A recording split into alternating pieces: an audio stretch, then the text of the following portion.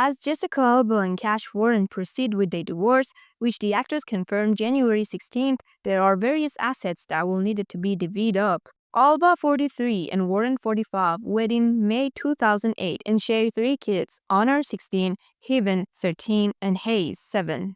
I've been on a journey of self-realization and transformation for years, both as an individual and in partnership with Cash.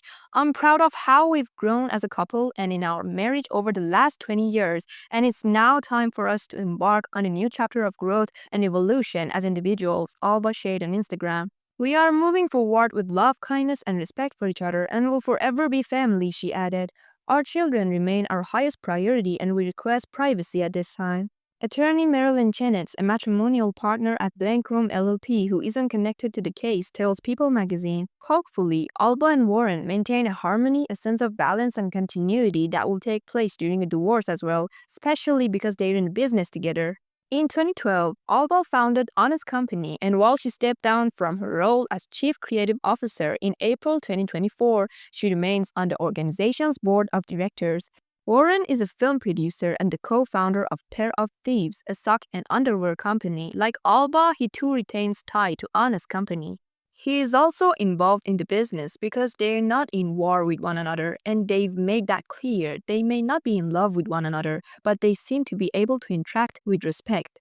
That's what they're going to do most likely in their business until one may want to be bought out by the other, says Chenetz. As long as the business is successful and the sales continue to do well, then why not continue to have ownership? Because who does it benefit? It benefits the 3 children. Chenetz also addresses the question of how a prenuptial agreement, if there is one, may factor into the split. It's really interesting because not every couple does a prenup, and yes, Alba was successful before she got married. She was a well-known entity. One would expect that they would have a prenup, but even if they did, I don't know that it would make that big of a difference if they both own a company. It's a community asset. Should one party wish to buy the other out of their share of Honest, however, the Chenetz says the company will have to be properly evaluated. If you're going to continue to own the company, run the company, it doesn't really matter what's valued at because you're not buying out the other party. Valuation gets triggered when one says, you know what, I don't really want to be a part of this company. I want to cash out. You have to do that in a very thoughtful way. But from all reports at the moment, that company could be, I don't know, anywhere from $500 million to $1 billion, says Chenetz. The trigger warning actress and Warren also shared a mansion in Beverly Hills, which they bought in 2017. Who wants to live there? That's the issue, says Chenetz. If she decides that she wants to live there, there's different ways that they could broker resolution. Number one, she could buy him out. If she doesn't want to buy him out and he doesn't want to be bought, that house will go on the market, it will be sold, and the proceeds will be shared. Alternatively, if the house is owned by what Chenetz calls an irrevocable trust, then neither Alba nor Warren technically have ownership over it.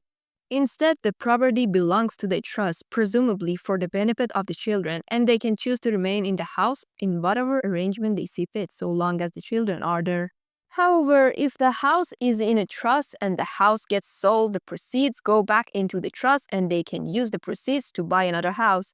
They can use the proceeds to buy 2 homes as long as it's owned by the trust, says Chenetz, who emphasizes that this divorce will likely be one that puts the kids' well-being first. It doesn't seem that they're at war. They may not want to be married, and it seems like they both have come to the conclusion that the love has either disappeared or dissipated. But their 3 children sustain their relationship, as do their joint ownership of a company, she adds. By all vision and optics, it looks like they're going to go down a path of negotiating a resolution. This is not going to be, in my view, a case like some of the more high-profile litigations that we saw, like Kevin Costner's case or Brad Pitt's case.